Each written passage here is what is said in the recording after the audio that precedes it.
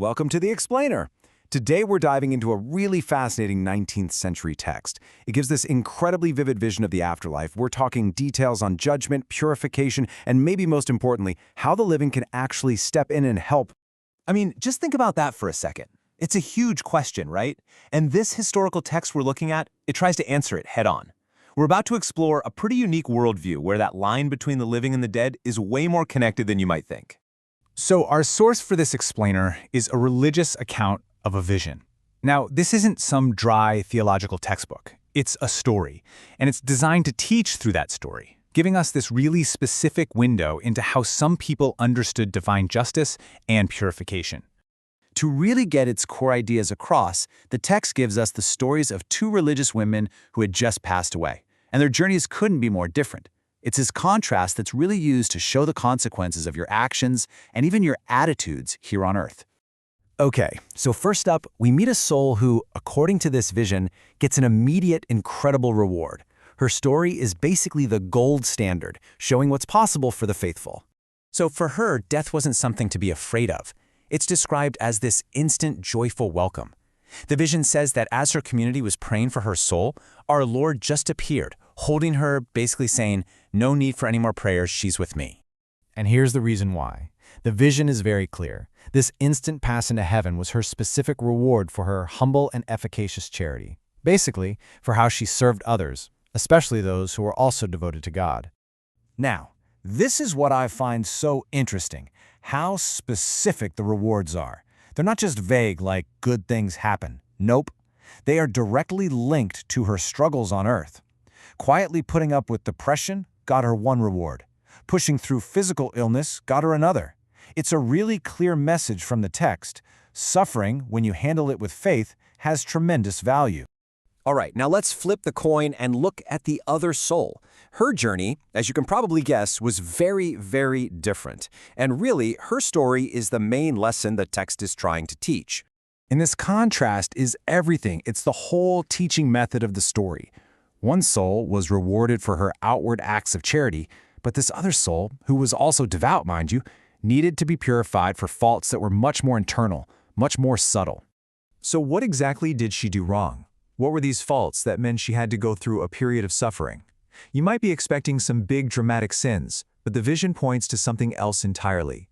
Her attitudes, her inner self.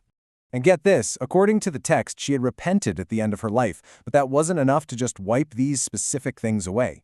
Being a little too sure of her own opinions, not being perfectly obedient, and sometimes skipping a sacrament, in this vision, those are the kinds of subtle things that still need to be cleansed. Okay, so a soul needs purification. What now? Is she just stuck? Well, no. The vision doesn't just point out the problem. It actually offers a solution, and it's a solution that directly involves the community she just left behind. The text lays out this really clear, almost mechanical process for how this works. Fervent prayer from the community is described as opening these little windows to divine grace. Then, the saints in heaven step in, offering their own good deeds, their own merits, to make up for what the soul was lacking. And finally, the Mass is presented as the ultimate key that unlocks the whole thing. So then the person having the vision asks a super practical question, one that I think a lot of us would wonder about. If this whole system exists, can you aim your prayers at specific people you care about, even if they never asked you to pray for them? And the answer in the vision is a definite yes. You absolutely can pray for your friends. But then it adds this other fascinating little detail. The prayer doesn't just help the person who died.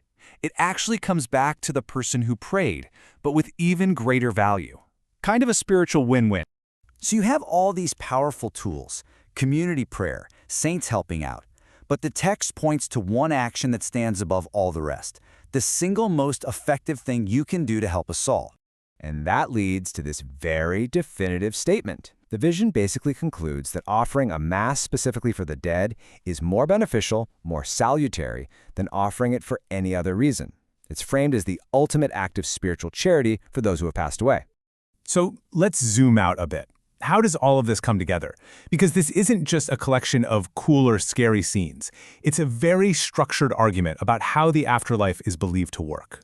If you boil this whole story down to its core ideas, what you get is a really clear set of instructions. It's like a roadmap, not just for how to live your own life, but also for how to care for people after they're gone.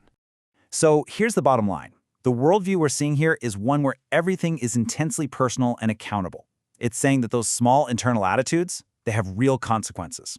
But at the same time, simple acts of charity have massive rewards. And maybe most importantly, it really empowers the living, saying that your actions, your prayers, your intentions can have a real tangible effect on souls in the afterlife. In the end, what this text really asks us to do is consider a world where that veil between life and death is incredibly thin. It's a vision where the afterlife isn't some far-off, unknowable mystery. No, it's an immediate reality, something you can understand, interact with, and even influence. It creates a universe where justice is incredibly precise, but mercy is always, always within reach.